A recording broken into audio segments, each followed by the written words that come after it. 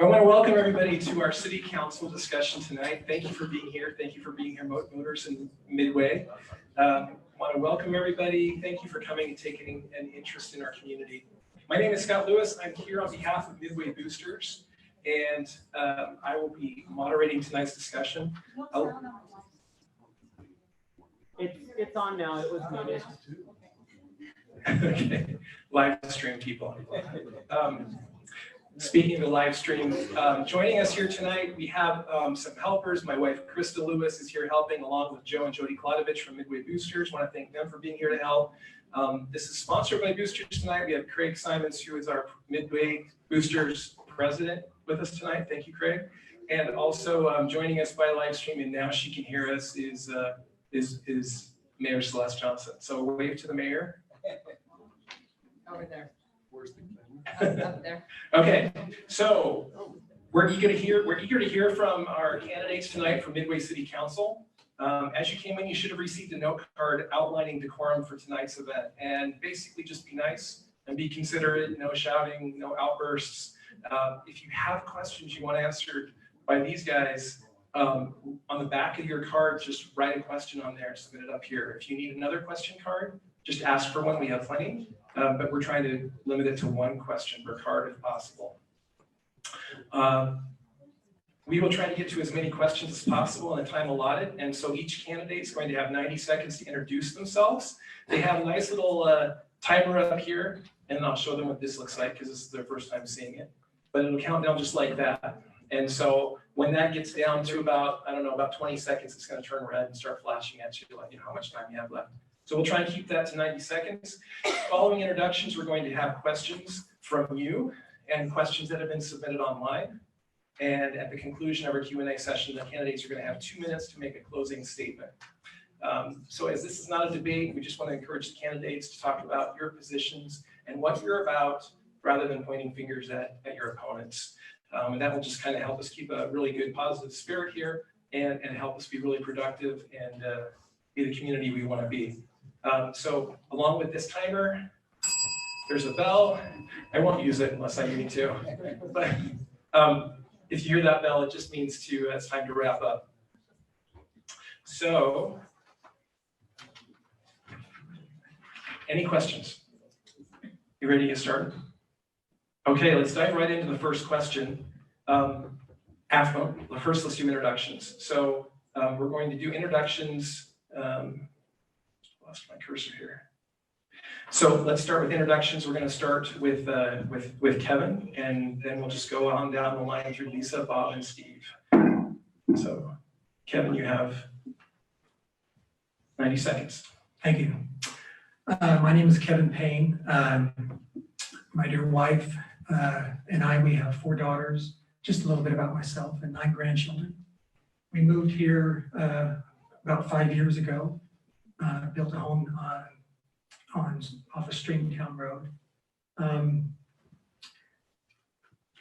I come from my education is architecture. I've been in the housing industry for my entire career.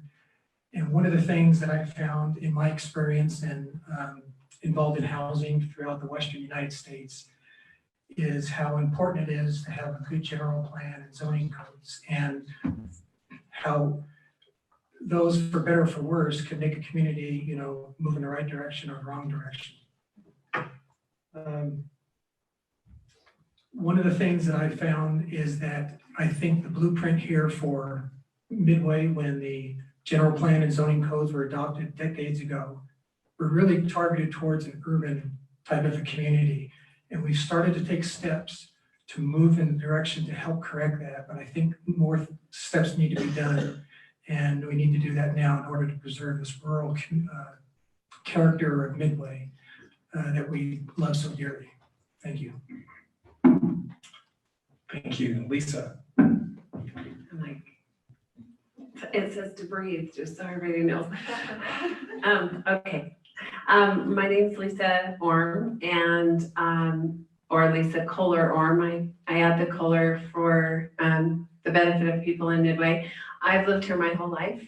I like to say that I've been here for now with my kids at least 5 generations. And I grew up at the roundabout on the dairy farm, and I'm proud of that heritage. And because of that, I'm passionate about Midway. And I've been blessed to serve for the last 4 years and to be involved. And the things that I've learned in that time frame are amazing. There are so many things that people that don't get involved have no idea happen at the city and on the city level in behalf of the residents of Midway. I am really anxious and excited to continue. I think one of the things that I like the best and that I do is I like to listen. I like to learn from all of you. I want to know what you want, and then I make the very best decision I can for all of you. But I feel like that is my biggest role, is to represent the city, the citizens of Midway, and to make this a great place. And keep it a great place, I should say. Thank you, Lisa. Mhm. You can drag that wherever you want it. Okay. My name is Bob Probst. Some of you know me, some of you don't. I'm currently on the city council for the last 4 years with Lisa, and I've enjoyed a lot of it, most of it. Some of it's a little testy, but I think you have to be there to realize that. But I've lived here in Midway for most of my life, since 1960, kind of dates me. And I always wanted to serve on the council. My father served, and I really didn't realize how enjoyable it is or would be until I actually got in there. But it's a lot more involved than I really thought too. But I care about the city. I care about the growth that's going on. Realize it's very difficult to stop the growth, but we got challenges ahead of us. I'm always open to suggestions or calls or visitations to talk about things. We got to work together as the citizens to try to build this community, keep it going the right direction. And even just the Wasatch County as a whole, not just Midway, but we've got the county to think about. But I've been involved in construction my whole life. Fortunately, I've been able to work with a few of my sons, my 2 sons, and one of them is keeping it active now. And my wife, without my wife's support, I'd have a hard time doing this, but I could talk all night about that. But anyway, I'd like to keep Midway on the right track, and I'd love to be your councilman. Thank you, Bob. Steve, you're up. Hi, everyone. My name's Steve Dougherty. I know some of you, and I want to get to know the rest of you. I live here in Midway over on 600 North. We did a little 8-lot development over there, simply so that I wouldn't have 5 acres and get pestered to have horses. I had horses when I was a kid. My lovely wife, Kathy, is sitting over here, very talented and takes care of me and our place. I grew up in a little town in North Idaho called Coeur d'Alene. I love living in a little town recreation like this. I have had experience working in resorts. I've been teaching skiing for almost 50 years. 32 years at Deer Valley now. I love the mountains. I took a little side trip and became an attorney, and I've been practicing law for about 40 years. I am trying to get away from that, and that's why I want to do this. I've had enough of law, but I think I've gotten a lot of experience doing that. I volunteer in a lot of stuff. I'm the president of Arts Kids, which is a nonprofit in Park City, and I've worked at Head Start when I was young, and have been on a lot of HOA boards and water company boards. I gotta tell you, I'm a novice though. These guys have all been on city government, and I have never been. This is my first shot at it, but I'm looking forward to it. I want to thank Scott and the boosters for doing this tonight, and these 3 folks for being here as well. Thanks. Thank you, Steve. Let's go ahead and jump right into our questions. Our first question that we have tonight, and what we're going to do is I got some feedback after our last one of these we did a couple of years ago that you wanted to mix up the order and not always be in the same Same order, so we'll mix it up. So bear with me. So this next question, we're going to start with Steve, and then we're going to go to Kevin, Lisa, and Bob. So this question's on qualifications, and we have a couple questions here I'm going to try and merge so we can get to as many questions as possible. Question is, what do you uniquely bring to the table that's needed by the residents of Midway and by this council? And part two of that is, what do you expect of your fellow councilors? If you've ever been to a council meeting, and I've watched Bob, Lisa, Jeff, JC out there in the back, and the mayor, there's a lot of time spent plowing through questions, trying to solve problems, addressing applications or ideas, contracts, writing ordinances. I've spent my career writing rules, so to speak. I'm not necessarily looking to write a bunch of rules, but I think I can wordsmith things and think big and solve problems. That's what I really hope I can bring to it through my career as a lawyer. And I'm a commercial lawyer, not a divorce lawyer or a criminal defense lawyer. I do contracts and set up businesses. So I make deals happen, and I like to think I can solve problems. That's kind of my experience, and hopefully I work well with people. I teach skiing, and that's my love and passion. I try to help people get down the mountain and have a good time. And I think that that's what we need in government. We need to help people and solve problems. And hopefully I can bring that to the table, maybe without being jaded, having served for a long time. I've watched. Thank you, Steve. And you guys take as much time as you want, up to 90 seconds, but don't feel any obligation to use it. We'll just get to more questions. So, all right. So next up, who did I say? It's, Kevin? Yep. As I mentioned earlier, with my background, my education in architecture, and has been involved in the development of housing throughout the Western United States for the past 35 years, the last 20 years under my own business. I've been intimately involved with cities, counties, governmental jurisdictions in assisting in building housing in their communities, which extended into helping them draft ordinances for example, senior housing when it was new concept for government entities. I also think I bring, from my perspective, kind of a unique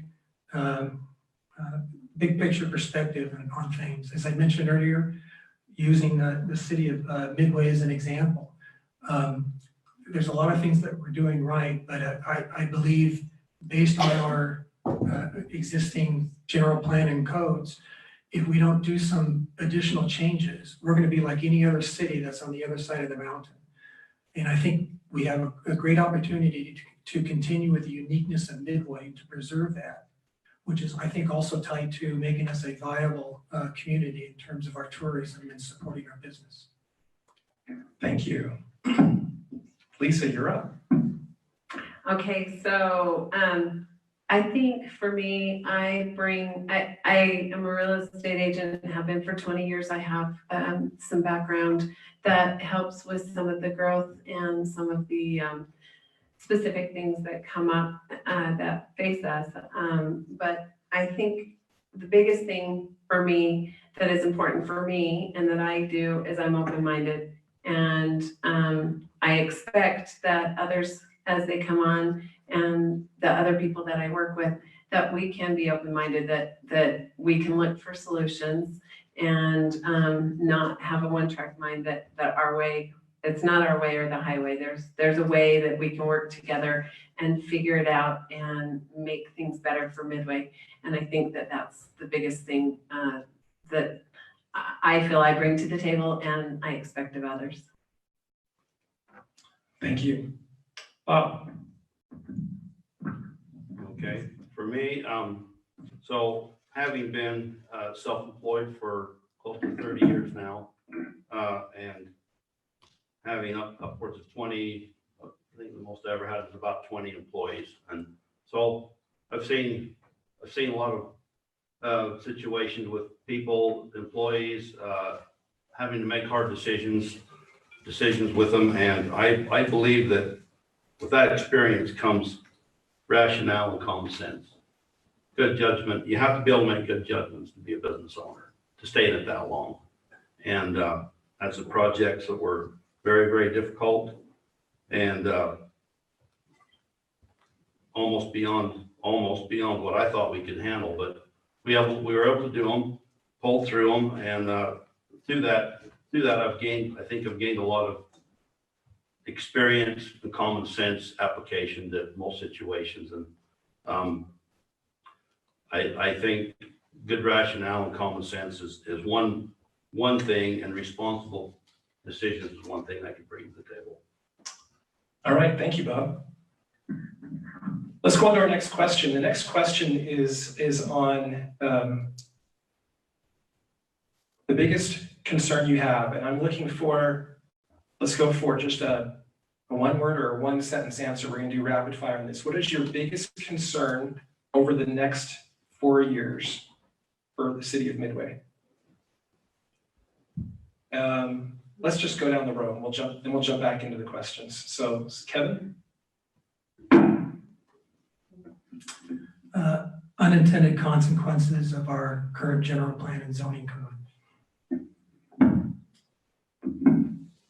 I would say growth, but also of our fiscal capabilities through other options besides taxes.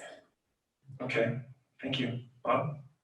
I've got several, but I would say that one thing that keeps coming before us lately is parking issues. Okay, Parking issues all right. for our businesses up and down. I think we're gonna touch on that tonight. Steve? I would have to say impacts of doing things, the city doing things or not doing things. So it's the impacts on all of us. Are they fully considered and identified and addressed? Thank you. I was curious how many of you would say growth, because that's the one I keep getting cards on. Everybody's concerned about growth. And so jumping back into the questions, as far as growth, there's a couple components to this. One, what do you think we can do to make the development process more ideal in Midway? Because development is going to happen. We can't avoid that completely. And part of development, this two-part question, part of development is sometimes getting into tussles with developers. And the question that goes along with that is, do you feel the city backs down too quickly when legal action is threatened? And how will you stand up to those threats? So optimized development process and dealing with legal threats where people want to have their way. So let's go back and first we're going to start with Lisa, and then Steve, and Kevin, and Bob. As far as development, I think that we've looked at that a lot already. We talk about it a lot. I don't know that I can give you an answer of what I would do because we're trying all different ways. I believe that we need to figure out a way to make the development maybe less, maybe change it up through incentives. I'm not sure all of the answers yet, but we are working on that. We are already addressing a lot of that. And so there's a fine line between development and property rights and taking away property rights and what we can and what we can't do and trying to find the best answer for that. So I know that that's a huge issue and it has been something that we are really looking into and trying to do our best to find solutions. All right, thank you, Lisa. Steve, let's jump to you. Well, as an attorney, I'm all too familiar with litigation. And if you're in litigation, that's because somebody didn't do something right to avoid that. But I have experience there. And as somebody once told me at dinner the other night, wow, we might get an attorney on without having to pay his hourly rate. Well, I want to stay away from litigation, but Are attorneys allowed in heaven? yeah. I'll tell you a joke sometime about St. Paul or St. Peter, right? I negotiate all the time. That's been my career for 40 some years. Yeah, you can say no, okay? But we're not here to make development easier. We're here to protect the public from the impacts that I was concerned about. Growth has impacts. Traffic has impacts. It's all the impacts. And so what I would like to do is make sure that we address all those impacts. I'm not a big fan of negotiating when you have rights to say no. I think that's what the question goes to. But sometimes you have to negotiate to get some benefits. Property rights are paramount. You just have to acknowledge them and deal with them. Thank you very much. Let's move on to Kevin. And I know it's a long time between questions and answers, so if you need me to repeat something, just ask. One thing I quickly failed to mention is because of my concern of these issues, especially growth within our city, I volunteered to serve on the Midway Planning Commission and continue to serve this day. I've been serving for the past 2.5 years, the last 1.5 years as vice chairman. And as it comes to, issues and dealing with developers, as one simple example on Raymond Farms when that came before us, Russ Watts, he had the legal right to put his buildings within 30 feet of the perimeter of his property line.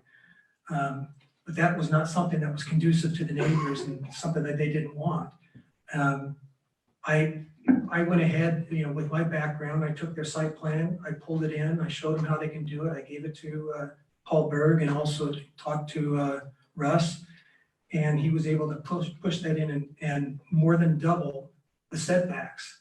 He didn't have to do that from a legal perspective because he had the right to do it within 30 feet. But I appreciate him being able to work with us. But sometimes you just need to ask and need to understand what you can ask. Secondly, I can give you an example, just one simple example of something that needs to be done. We have a rural preservation zone, which is great. But I think it needs to be clearly expanded. Why? We've got property owners with parcels that are less than 5 acres who don't have street frontage, but if they want to build on it, they have to build a street to get street frontage.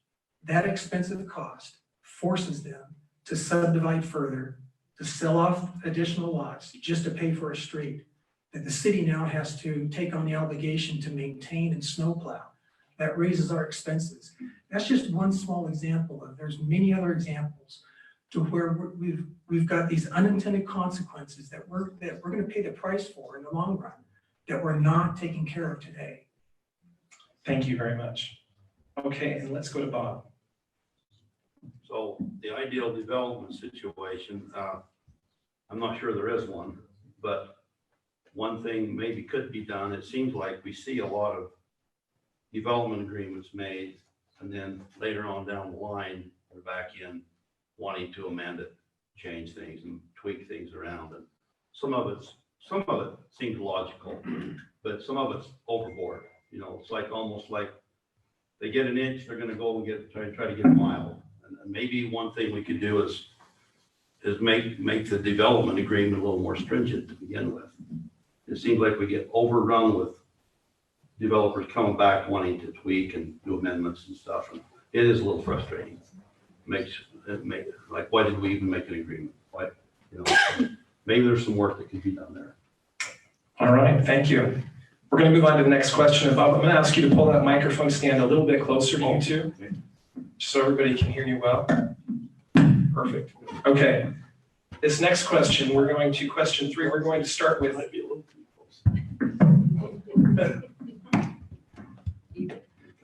told him to eat it earlier. That's right. Eat the microphone. Okay. So this one, we're going to start with Bob, and then Kevin, and then Steve, and then Lisa. Okay. This question is regarding Main Street, and there's a couple factors to Main Street. One of them is the parking issue that you brought up, Bob. And we're starting to feel the pinch on parking and what's the best solution to deal with parking along Main Street and the surrounding streets. So even though we're a small town, we're already feeling that. And along with that, what's your vision for Main Street? And how do you propose achieving that vision? A lot of, and I don't know if a lot of people in this room know this, but a lot of the properties along Main Street are owned and controlled by the Hardy Foundation, which is not allowing any development on those properties.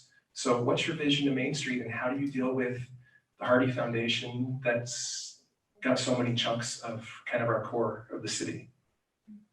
Well, first off, the parking has been an issue for some time, and it's going to continue to be an issue.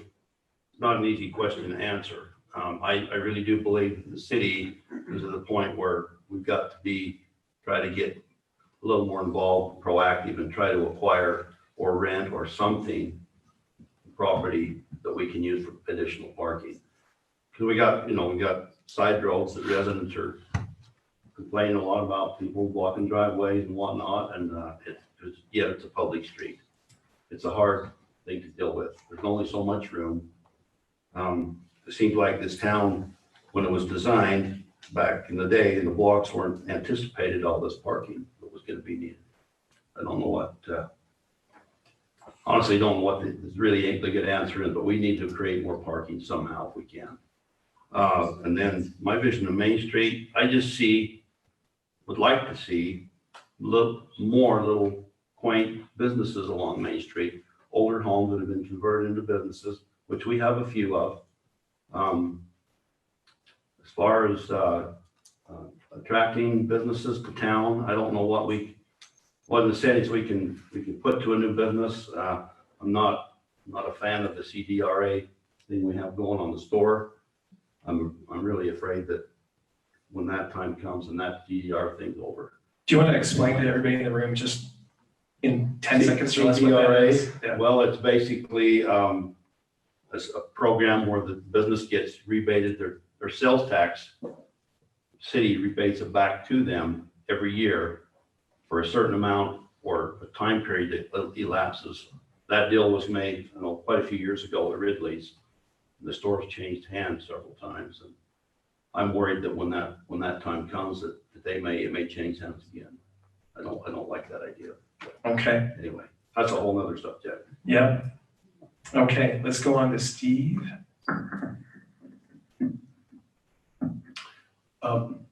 When I first fell in love with Midway, it was before we bought property here, and I was over eating at a restaurant called the Mountain House Grill. I don't know how many of you remember that. It's now a Probst mortuary. Man, I just thought this was so cool. I grew up with a real strong Main Street in Coeur d'Alene, parades, and it was the place you just went. Now, we did race our cars on that Main Street then. I'm not going to support that. But the problem is, this is a state highway, Main Street. So there's a limitation on what the city can do there. Parking is a big issue. I talked with Cecil over at the Cafe Galleria about that, and I've talked with Berkeley, Probst over at the corner, and John and Sandra at Mercantile. It's a real problem. But the common element in that parking are cars. People coming and driving their cars into town. So I would like to explore some other prospects. We can't turn it into a pedestrian mall, but can we possibly have a shuttle that would allow for parking on the edges of town? Kind of not buses like Swiss days, but something that would be a regular runner, maybe even running from the Homestead Zermatt down here and move people around and not their cars. One of the problems is Main Street, my granddaughter walks from where she lives up by us, or can't walk to get to the elementary school. She has to cross Main Street. There is one crossing guard if you get over for that. But whatever we can do to explore keeping the cars out of that area without jeopardizing the businesses. I'm a big proponent of the businesses, like Bob says. Thank you. Let's go on to Kevin and then Lisa. Yeah, I think on the surface, the real issue here is identifying what the real problem is. On the surface, it would say, okay, let's just throw more parking spaces out there. The problem, and we've been looking at this at the Planning Commission for a couple of sessions. The issue, in my opinion, is not so much that we're short on parking spaces, is that it's a user problem. For example, we attend and eat out at the Mercantile, for example. There's plenty of spaces there. Just have to walk a block on Main Street or half a block. I understand that people are pulling off and getting into the residential neighborhood. So it's a user issue, it's an enforcement issue. And again, I don't think throwing a bunch of parking spaces is going to solve the issue. One, increasing the parking requirement for these restaurants. We've already increased it by 66%. Increasing it further is really going to discourage them to come in. The Mercantile wouldn't have developed under even the current code today based on the parking requirements. Additionally, if we end up with too much parking, that's going to have to be maintained by the city. We've suggested at the Planning Commission level, for example, to require new development coming in to pay some fees for annual leasing of spaces to allow us to create these spaces off of Main Street, so we're not filling Main Street with parking lots behind and kind of cluster them that businesses can share and use. All right, Lisa. This is hard because there's a couple of issues. I'm really passionate about Main Street. I think that Main Street is something that we can make really special and keep special, but I also think that we need the businesses. It's not just that we want the little quaint businesses to look at and think are great, but we need the tax base. We need some commercial in Midway. We don't have a lot of that. And to the point of parking, we have increased parking, which the more we do that, the more businesses don't want to come in, or it's not that they don't want to, they can't afford to. There isn't anywhere for them to put the parking where they maybe want their business, or the cost to put parking in is really high. And so that's something that is really hard. And as we're looking at those issues, at maybe ways to solve those, it's hard, but I think you'll see some changes soon and some things coming down the pike that maybe help a little. And eventually, hopefully, a lot. CAMS, though, in Heber, they have Community Alliance for Main Street. And it was a committee that was started a long time ago, and then it went away, and it's back again. And I really feel strongly that Midway needs something like that. We need the community to come together, and we need to finish Main Street and take the lights and the planters all the way down. Again, that's UDOT. It's supposed to happen, and we wait and we wait, but I think we really need to get behind that business community on Main Street. Thank you. I'm going to do a little follow-up here. This is just an audible I'm going to call. I want to do a little follow-up question on this, and anybody who wants to jump in can. I want to talk about this vision for Main Street and how we deal with the fact that it's very difficult for people to walk from business to business because it's so spotty.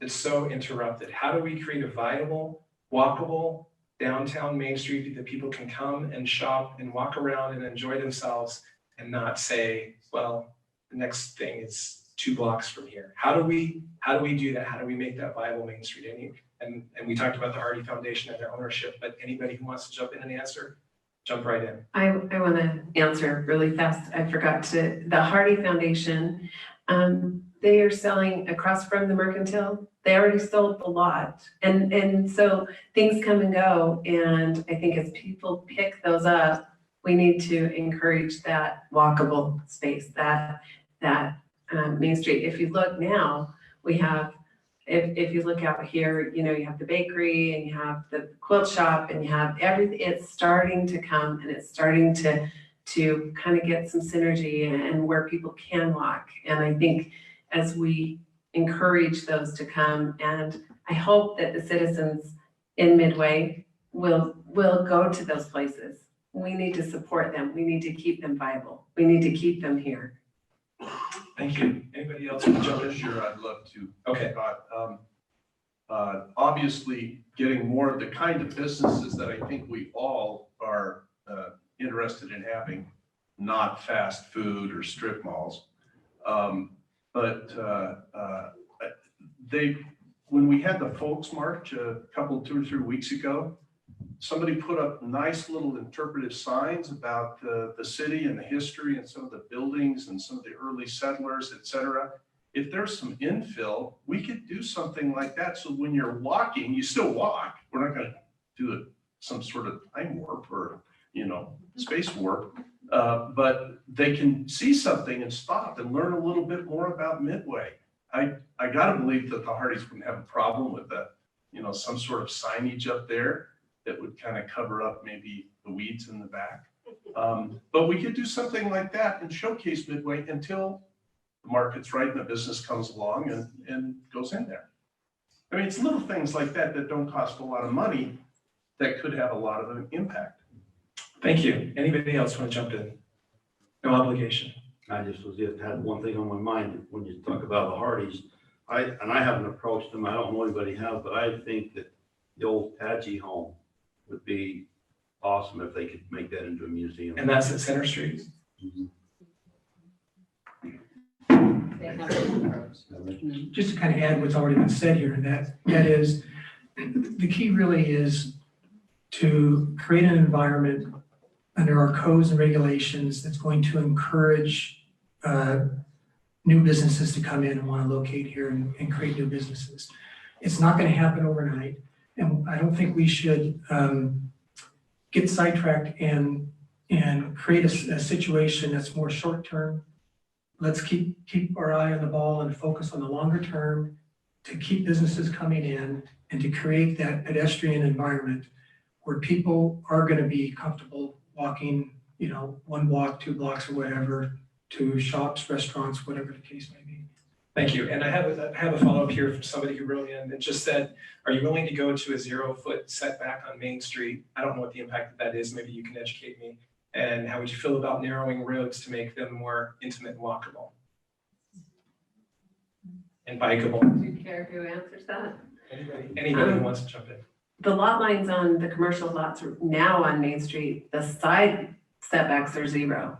I don't know if they're talking 0 from the setback from Main Street or because right now if it's a commercial lot, they can go right to the lot line. But there is that setback that will always have to be because it's a UDOT road. I don't think we have the option. Lola's currently goes right up to the sidewalk. And I don't know if that is grandfathered or what the story is there. It was the Tim Freeze. Right. In terms of, and maybe you're expanding beyond Main Street, Scott, walkability and walkable roads is fantastic. If any of you've driven 600 North, we live on 600 North. That was a war zone and a moneymaker for the alignment shops for so many years. But they've narrowed that road and integrated into the asphalt, but with rumble strips, a walk path. And integrated into the Raymond Farms now, a path that walks up through the farms. It's really nice. A lot of people don't take it, they just beeline it, but that's very handy. So I think that was a good move. And frankly, narrow roads another peak of mine is traffic and speeding. Narrow roads might help with that a little bit too. Go ahead, Kevin. Just real quickly, one of the unique characteristics of rural Midway, there's so many issues that in my opinion characterize rural. And one of it is, for lack of a better term, is a little bit of the quirkiness in terms of old buildings versus new versus where you've seen, and I've seen in California and other states, fully monolithic kind of master plan communities that are just too homogeneous, if you will. So creating a 0 setback for all businesses, for example, on the front property line down Main Street really is counter to this unique rural characteristic that we have with Midway. So I wouldn't like to see that. I'd like to see a lot of these buildings preserved, for example. Thank you. Can I just say one more thing? You sure can. Main Street, if it were narrowed, would kind of be cool. Years ago, I was on a committee for Main Street, so I kind of had a passion for it for a long time. This is probably 17 years ago. And an artist that lived here drew a rendering of having islands in the middle of Main Street that slowed everything down, that had benches and trees, and it was beautiful. But again, it's UDOT, and they disallowed that. That was, I know, that was something that we really tried to do, and so I don't know. I think that UDOT will work with us some if we get the right idea. So if we have a plan, there was a group that put together a plan that might be able to approach UDOT and try and do something really cool. They actually have been hard to work with most of the time, but it seems like it depends. I can't say they will, but it was Sounds like worth there's a a crack try. there. I think it's worth a try. So if anybody wants to build a committee, Yeah. talk to Lisa. Okay, we're gonna move on. Speaking of trails, Midway has a lot of trails that lead to nowhere. Not a good thing. And bicycle tourism and ecotourism and walking tourism is so huge in Midway, and while we're looking for additional tax revenue, how do we get that fixed so that we have trails that go places, and the places where people want to go, there are trails. You guys are doing such a nice job. I'm not even gonna tell you who's to go first, so just go ahead and jump in. I'll just jump in on the trails a little bit. Yeah, we do have a lot of trails, and I think trails are great. The more of them get connected or more usable, that's a great thing. We do have stop and starts, and do that is the developers are required to build them.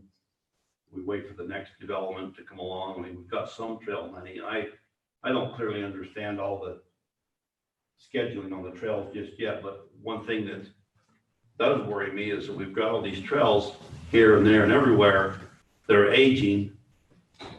And I'm afraid that, I mean, the asphalt trails are great, but some of them are starting to get trees and stuff under them, and we're having to replace them. I'm afraid the city almost created a monster maintenance wise down the road. I'm worried that we're gonna have to spend a real fortune to upkeep them. I don't know if the answer is go to all gravel, try to keep them asphalted. It just seems like the asphalt's great for a little while, and then it's expensive to redo. Concerned about the trail. Trails are great, but I would like to see them finished as well. All right, thank you, Bob. Steve? I'm excited because I can walk on a trail to your house now, from my house. That's right. The philosophy of imposing on development as it comes along, putting in trails or doing any number of other things, improvements, public improvements. Yeah, that's great but you're kind of sending mixed signals. If you want to slow growth, you're kind of waiting for growth to get what you want. I think we have to explore the possibility of doing something like we did on 600 North, where you incorporate that into the road, narrow the road, but you have a pathway. And all they did was stripe it and put in some rumble strip. Yeah, we need to coordinate to get the paths, not just for recreational walking, but to move people around. Again, leave the cars in the garage if you can, and walk.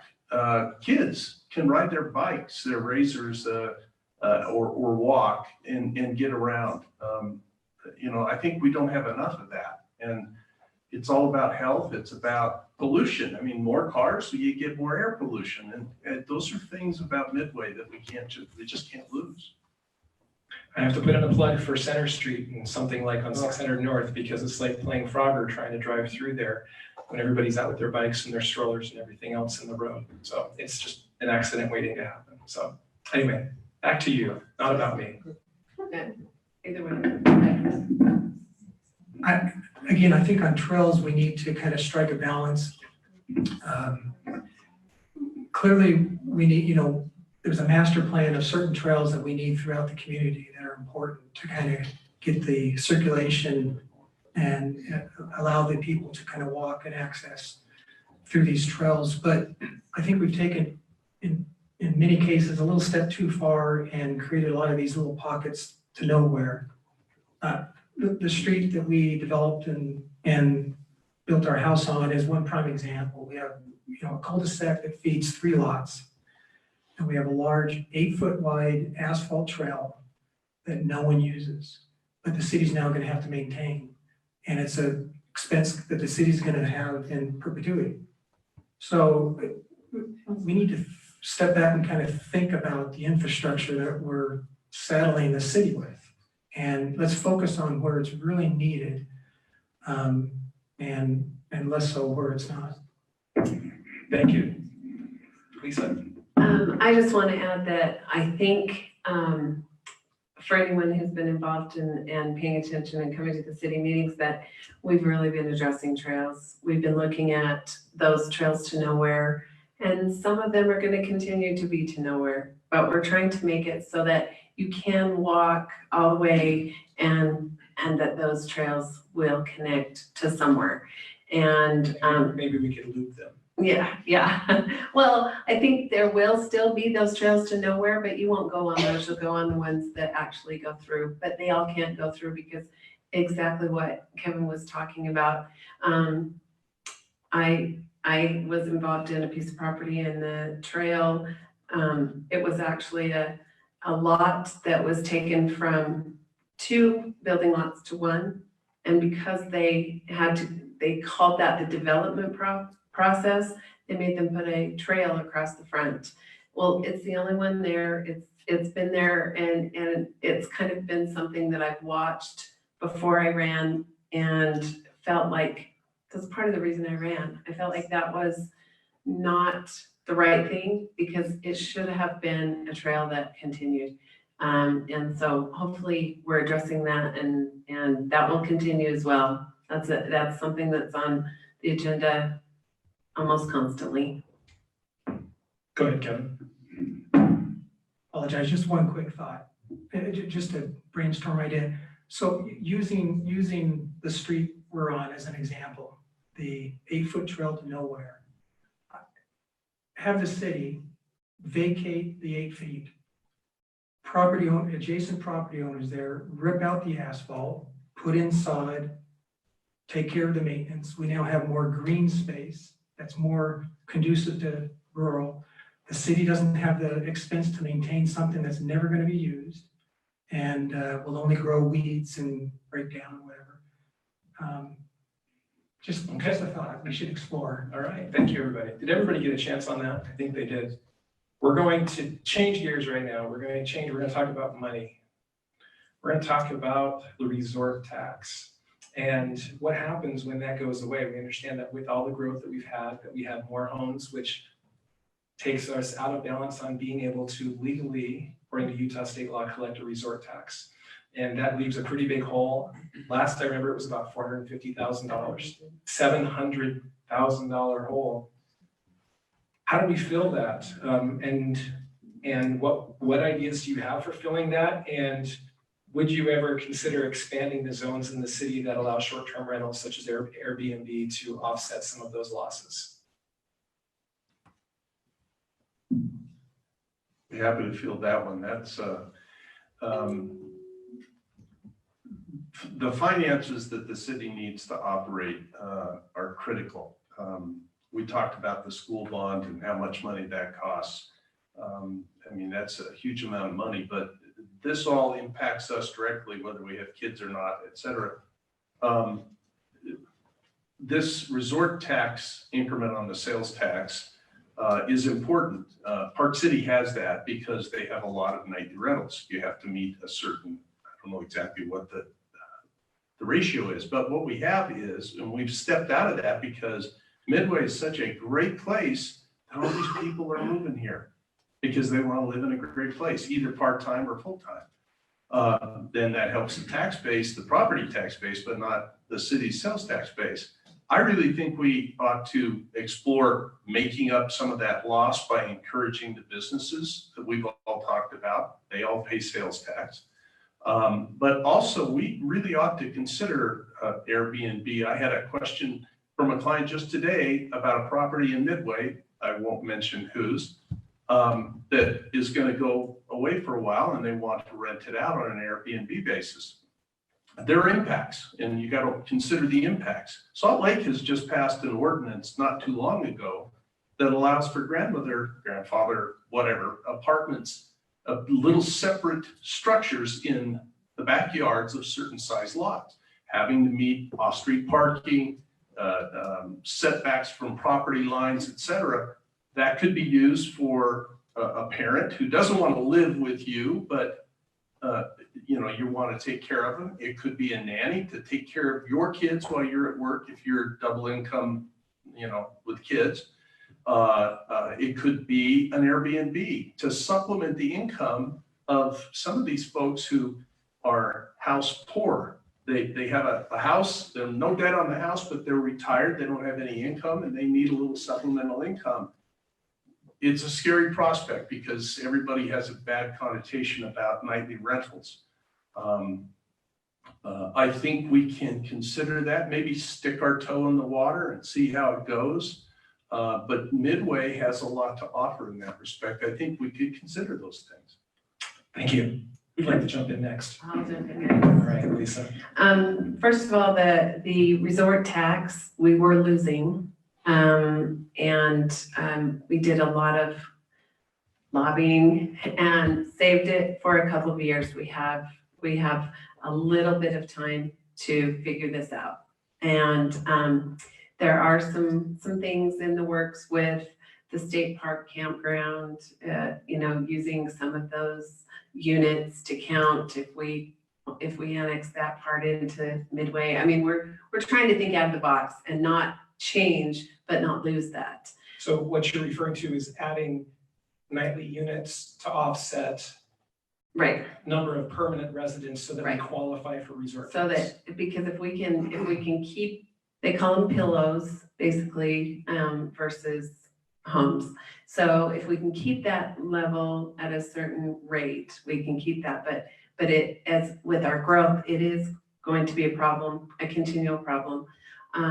I, for one, feel strongly about the Airbnb options being a possibility. However, many of the HOAs that have owners that are second homes that would like to do that, the HOA says no. So the city can't trump their HOA. So there's a lot of issues that we can't change. A lot of areas we can't change that. Right now, they're okay in the resort overlay zone. And so hopefully that will build enough that we can do that. The ADUs, the accessory dwelling units that Steve was talking about that Salt Lake passed, unfortunately, typically don't help this. It becomes affordable housing, but it's usually long-term. And so it wouldn't help that, but that also is an important thing that we need to look at. Anybody else want to jump in on this? I've got a little bit. I certainly hope we can make this. I'm not sure where a number of that exactly, but hope we can make this work continually. Because if we do end up losing that resort tax, that's a huge chunk of revenue, and it may mean the city's going to have to tighten their belt.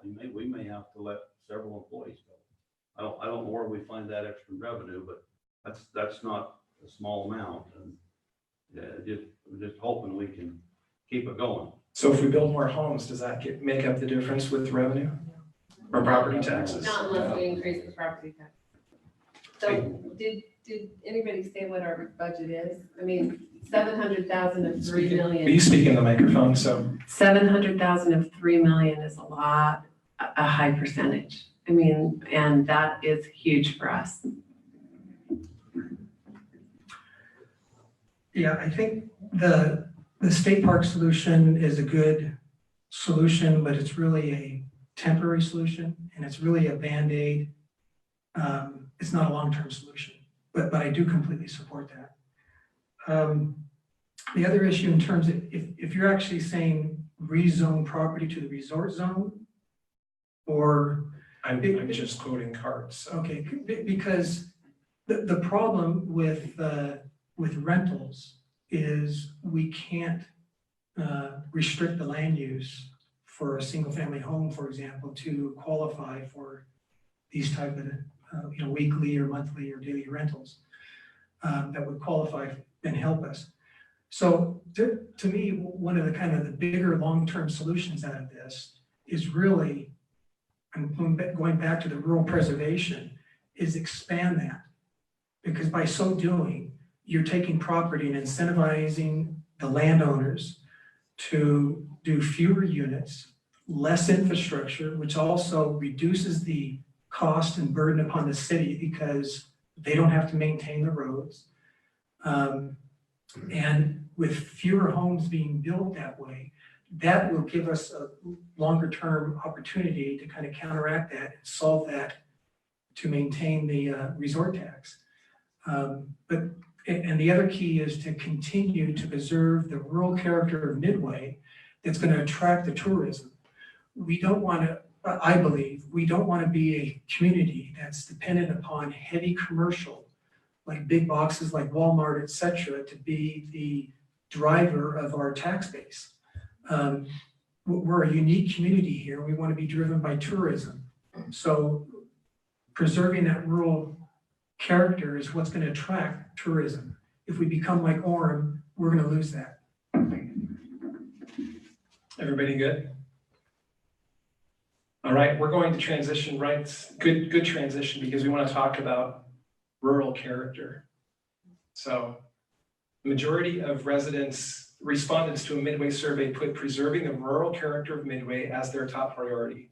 What does rural mean to you? And what is the best way to preserve the rural character of Midway as the city grows? Anybody who wants to jump in? I'll start because I don't want to be at the end. Rural to me is open and it's fields. Actually, what I found is rural is different for every person. And some of us, it's the pasture next to us. Some of it's the lot next to us. It just is open, it seems like. But I think that our plan, the rural preservation subdivisions now that you can do, we've already changed a lot of things to try and preserve rural. And the open space committee that has been working on the bond, they did a presentation at the last meeting, and some of the things that they're working on, I think that we really are headed in a good direction to try and save some of the rural feel of Midway and keep it special. Thank you. Rural to me is when Grant spreads his honey on the mountain spa. And I live right next to the mountain spa. That's somebody described that as country cologne. I mean, that's part of, really, I'm not kidding. That's part of being rural. How many people here have 3 coats in their backyard? I do. And, I think we can encourage remaining rural. One of the real problems is, I know developers, I represent them, I don't represent them, meaning I oppose them sometimes. They have a way of doing business to maximize profit. That's density, that's anti-rural, if you will.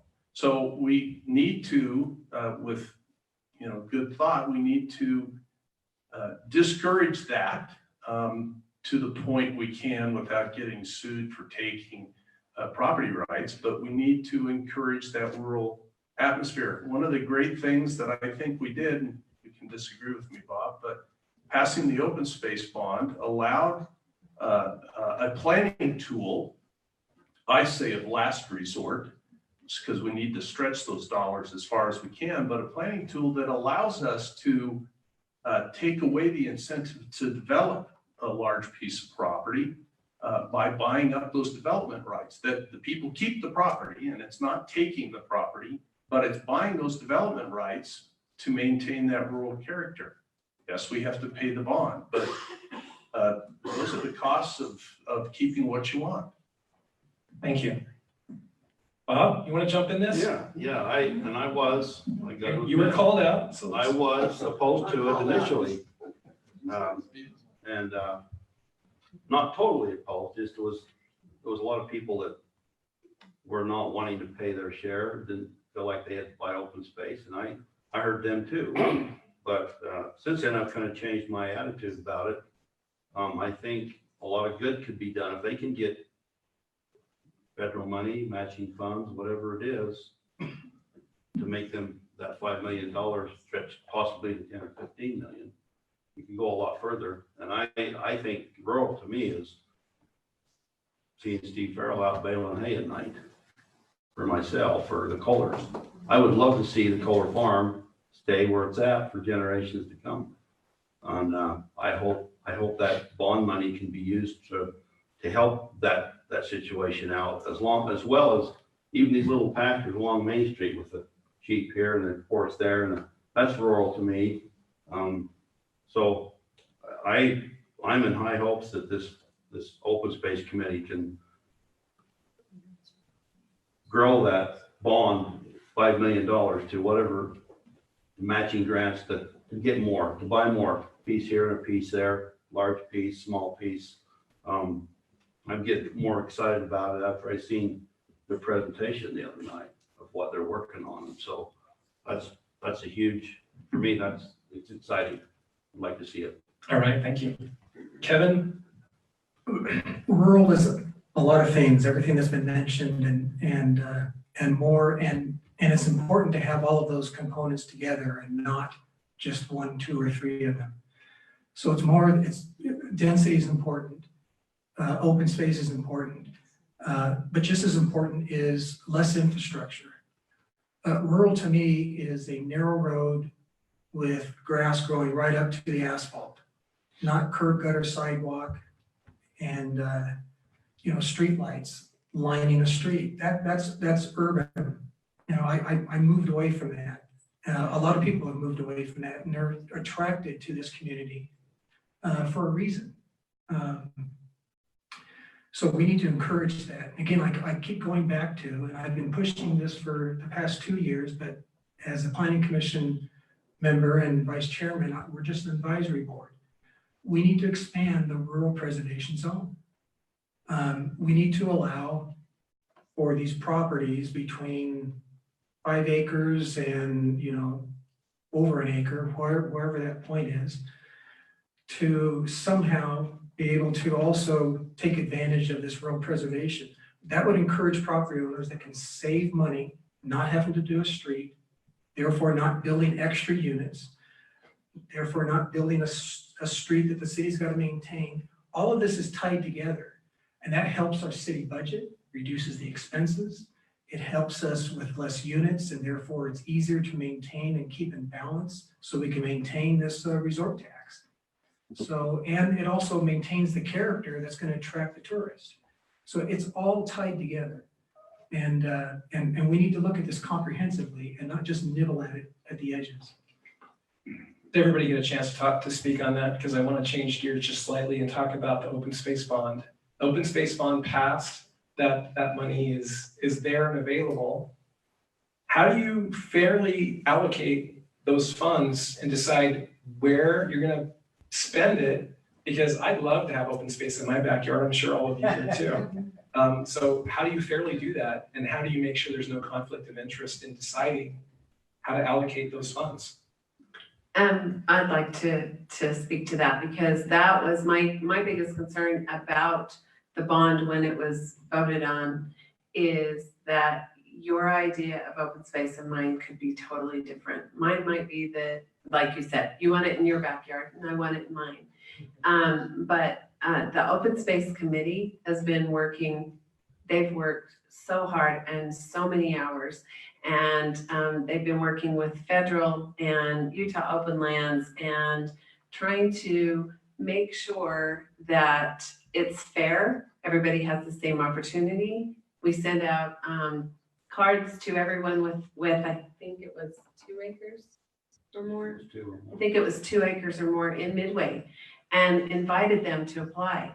And there's a process, and there's an application, and there are the open space committee went through and it came through the council, and there are a number of markers. And if you fit in so many of those markers, I don't know if it's a point system or exactly how it's working, but it makes it so that it's fair, that it's something that will benefit the community, that it's something that people will see. That I don't know exactly all of those.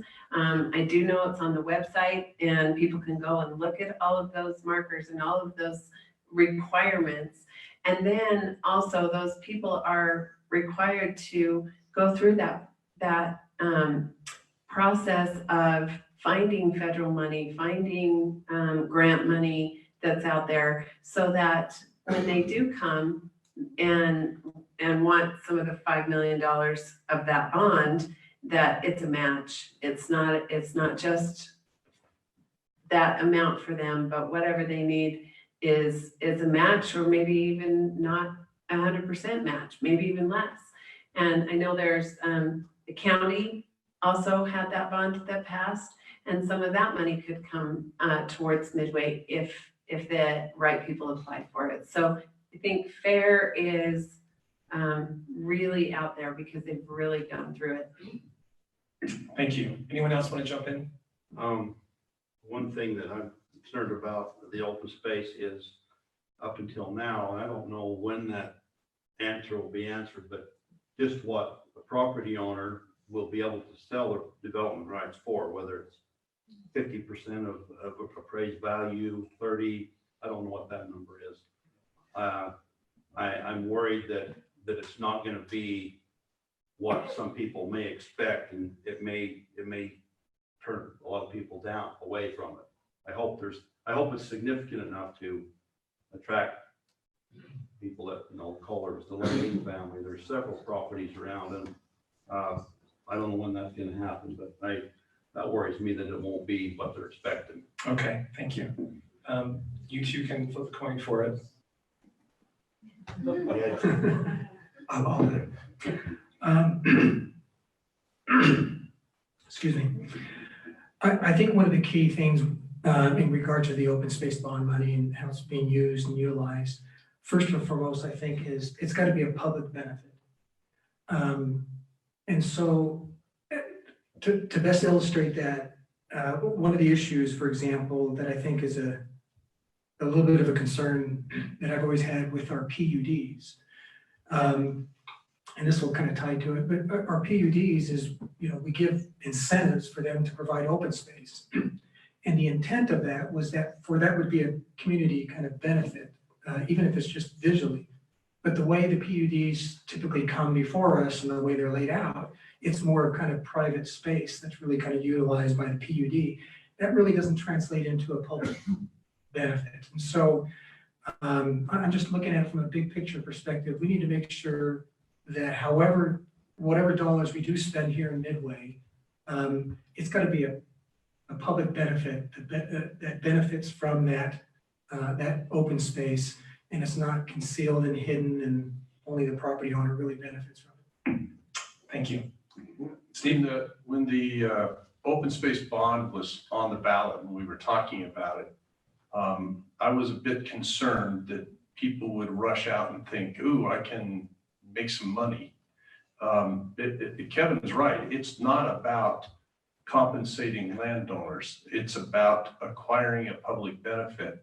The land that would be available to use the open space on has to be open space now. We're not converting a neighborhood, a block in the city into open space and tearing the houses in. That's not what it's about. So I always said that the open space has to be a planning tool of last resort. If it's not going to get developed anyway, then why are you buying the development rights? And the process for determining the application or the how much money question It's appraisals and figuring out what are these development rights worth. That's why if the land doesn't have water, the development rights aren't worth as much. And that would be the time to buy it if you wanted to preserve that in perpetuity forever.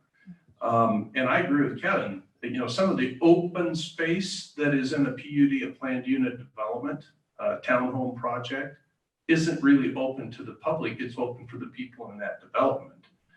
And I don't know that's what we're talking about in terms of the open space bond. We're talking about more like the property, the Probst Sigurd property behind your house, maybe Mountain Spa, maybe, which is behind my house. But See, there's the problem. some of those properties that don't really have a whole lot of development potential anyway, you can pick those development rights up for not much money, probably. Yeah. Did everybody get a chance to weigh in on that? I think one of the questions that came up, and because I know everybody's getting tired and it's warm in here, we're going to wrap up. But is on conflicts of interest and just concerns about transparency. To make sure that the people who are representing us are transparent and that they don't have conflicts of interest, and when they do, that they speak up about it.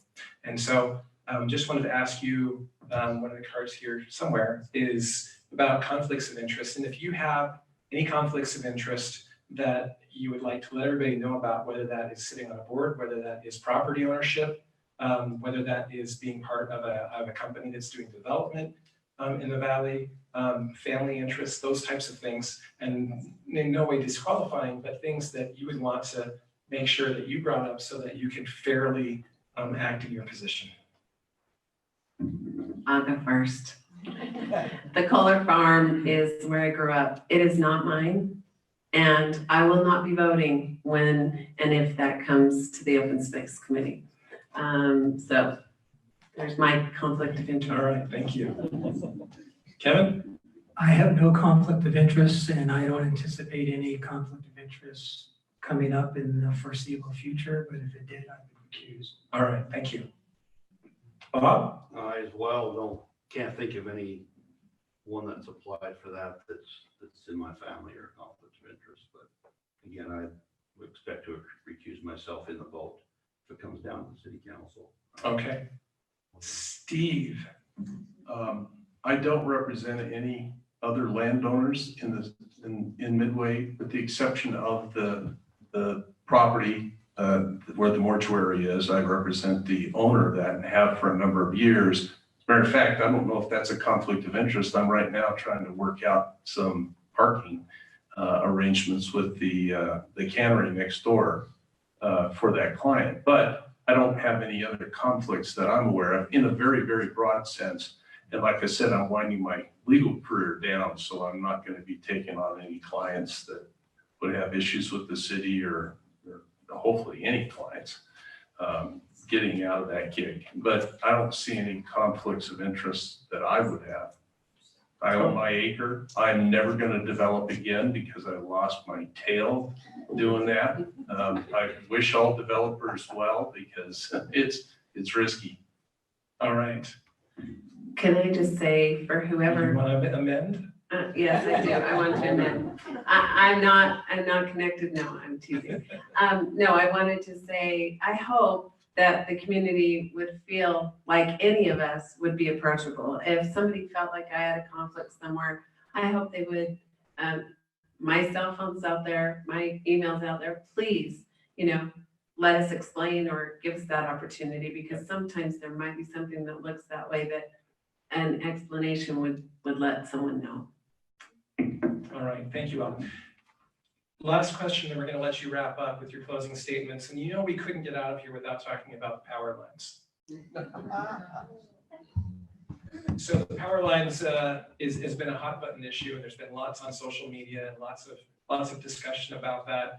And for those who don't know, there is a plan to build a very large power line, something like you see along Highway 40 as you head towards Park City from Heber, that would bisect Midway. And these would just timed myself out.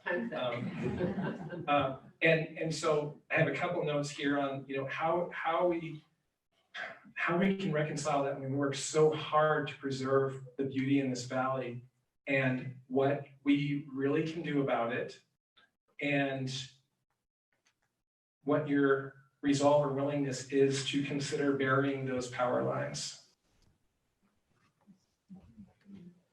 I'll fly first on that because I was just studying that today. I got my hands on a Heber Light and Power cost study of underground versus overhead lines. They studied that, I think it is maybe a couple of years ago, but this very line that you're talking about. And there are 9 different segments that are going to run all the way from where the road comes off of 32 going to the base of the dam, all the way around to Provo Canyon, and a line is going to run up to the substation by the cemetery here in Midway. And that will be a scar on the hillside. Now, if you go to the Heber Light and Power website, and I'm not denigrating them, but I just see inconsistencies. They're saying it will cost 4 to 7 times the cost of an overhead to put in an underground line. This study said it would be 3 to 5 times. So there's an inconsistency right there. There were a lot of benefits that were seen from burying the power line. Now understand, Heber Light and Power line is a much lower voltage line than what Rocky Mountain Power wants to put in. They're putting a line in so that they have 2 connections. I guess that connection goes to Park City up there, so that there would be more redundancy. And if there was a big avalanche down by Bredova Falls that took out a line, we wouldn't be without power. But there's also talk now about bringing power in for some wind farms in Wyoming. So there's certain things we can do. I studied up on impact fees to see if we could maybe, because this is, again, like the school, it is a growth-driven requirement. I can't see under the state code how we can impose impact fees on new developments for utilities like that. So it's a problem, but it's, every benefit that you want has got a cost that goes with it. And what we really need to do is look at those costs. Now, I don't know if the line that goes to the Midway substation is going to be the Rocky Mountain Power high voltage line. So it may not cost as much to bury that. That's the one that really has the great visible scar. All right, thank you. We're gonna keep moving. So anyone else want to jump in on this topic? Bob? I wish I had the answer to that one, but I know there's a lot of controversy, but if it's, I've heard 3 million, I've heard up to 9 million. I don't. That sounds like a drop in the bucket, a $150 million school bond. Yes. So say it's 6 million to bury them from where they cross the river to the cemetery, substation. That's a lot of money, even if it's 5 or 6 million, it's a lot of money. I know the power company or the provider is willing to pay a minute fee of that, portion of that is going to have to be paid by those that want to bury. It's going to require, as I see it, if it comes down to it, to bury it, it's going to require a bond issue. The problem is, from what I understand, the mayor is on that committee and she knows. Hi, Mayor. She knows the details, but from what I understand, and have been told, is that if we were to bury it, we don't have time to get a bond. We would have to have $5 million from Midway City by next spring. And that's not even, our budget doesn't even cover $5 million. So we're kind of, there's so many variables right now, but that to me is kind of like, yes, I would like to see it buried if that's, if that's what we need to do, but coming up with more than our budget by next spring, it kind of puts us. So has anyone ever done the math on how much that would be to bond per household? I don't know, because we don't have time to bond. Okay. Kevin? I don't know if I'm the one you want to ask that question of. But I mean, simply put, you know, because I sat on the planning commission, I've been involved and attended many of these meetings, including at the county. I mean, simply put, the majority of the people here and probably in the city of Midway aren't going to be impacted. But you have people that are actually going to have right in their front yard, some of them as close to probably 20, 25 feet, a 6-foot diameter by 85 feet plus high pole in their front yard. I don't think anybody here would stand for that in their own yard. And so we need to look at it from that perspective and stand up for those that are being affected. I think it should be buried. I could go on with a long list of things that I think this whole process, starting years ago, you know, ran amok. But we're here, so what would you do about it? People should step up and help and assist those that are being impacted. You know, I can sit back and say, I don't have it in my yard, it's not going to affect me, therefore I shouldn't have to pay for it. This again, imagine, every one of you has to imagine a 6-foot diameter pole in your front yard, 20 to 25 feet from your house. Would you then, you know, support the rest of the community saying, no, we don't want to deal with this? And so I'm sorry for being so blunt about it, but we've got to stand up for our neighbors. So we We need solutions. We So- need a solution and not turn our back on those that are being affected. Okay, anybody else have a solution? If not, we're gonna run to closing comments. All right, so what we're going to do is we're gonna wrap up here and we're gonna give everybody a couple minutes just to kind of make your closing comments, closing remarks. Let the people in this room know what makes you uniquely qualified to be in this position and why they need you here in those seats. So let's start with Steve and we'll just go across this way. Well, I've been here, thanks. I've been here 10.5 years. I love Midway. I love everything about Midway that everybody else loves, the attributes. I've got 2 granddaughters who were born here now and are growing up here, and I'd like to see them enjoy a place kind of like what I had when I grew up. I think Midway could be that. It certainly does. We don't have to lose that.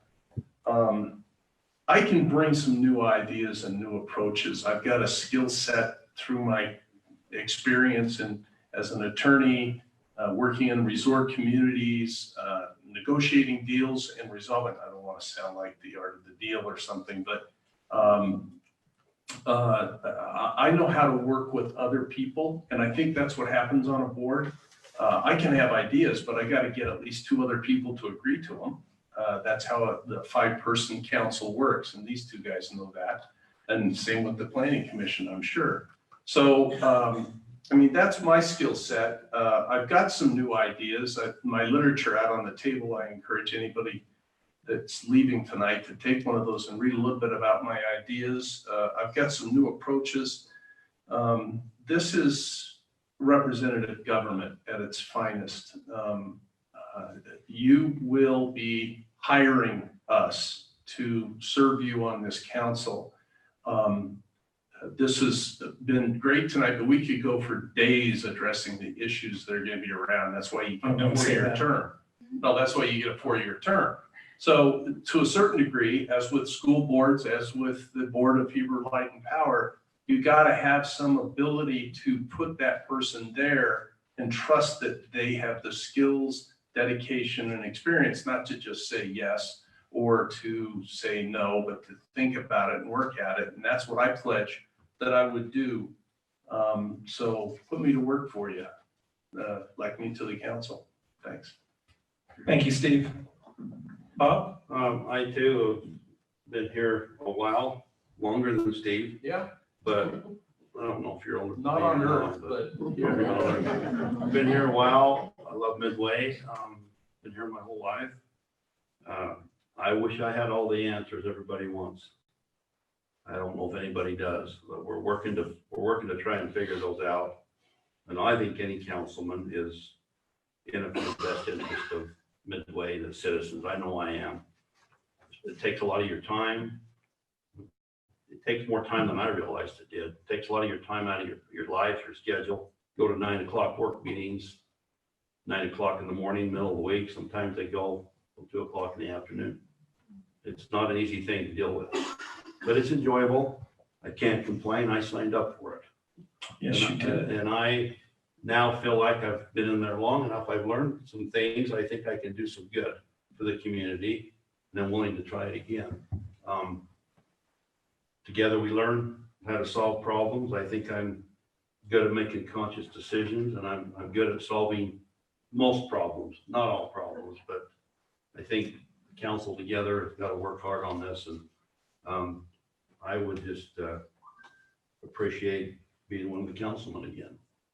All right, thank you, Bob. Ramble on all night. Everybody wants to go home. Everyone's going. Lisa.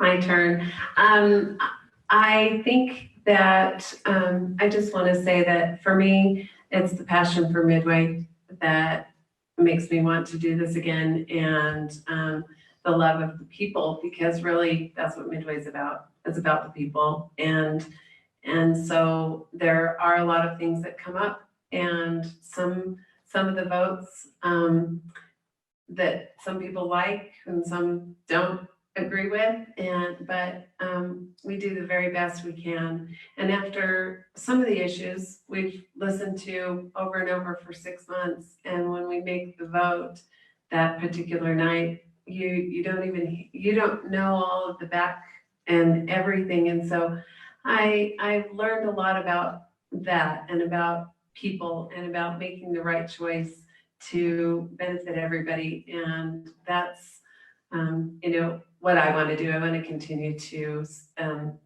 just be there for this community, because it's my home, and it's the home that I grew up here. My kids have grown up here, and I want to continue that legacy for a long time. Thank you, Lisa. Kevin, you get the last word. Thank you. Again, my reason for running for city council is the same reason I volunteered and have served on the planning commission. Midway is a very unique and wonderful and beautiful community. Not just the surroundings, but the people that have lived here for generations, as well as those who have come here recently. It's a very special place. And I think we're at that crossroads of the opportunity to kind of continue to make that a unique place, and to maintain the rural character and feel that attracts people to this area. And if we don't, I've seen it, and we're going to become another, typical town on the other side of this mountain here. Not to knock the other towns there, but we have an opportunity to be so much more. And our community and our businesses and our whole budget really depends upon tourism. And we want it to depend upon tourism, and not on commercial and big boxes like Walmart again. So again, these type of decisions that we make now over the next 4 years and 8 years, whatever, in the near term, we're going to be setting in stone for decades, for multiple decades.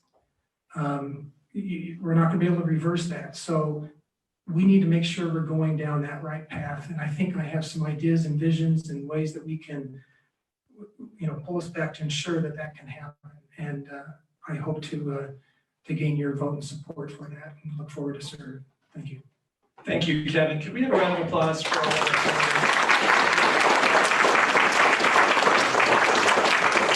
Can I just say thank you to Scott? You've put a lot of work into this, and we appreciate it a lot. It's been a lot of fun getting to know everybody, and I look forward to getting to know more of you. But just remember, you're all voters, and your voice really does matter. And we hope that tonight, between the two discussions we've had, that you really feel like you can have conversations with your friends and with your neighbors, and have civil dialogues about things you may not always agree with, and come out of it still as friends and neighbors. That's what we wanted more than anything in hosting this event tonight, and that's what this Midway Boosters is about. It's about building community. So I want to tell them again how much we appreciate them sponsoring this tonight. Don't forget your ballots are coming next week, next Wednesday. They'll be mailed out, so get out and vote. Thank you everyone for being here, and good night.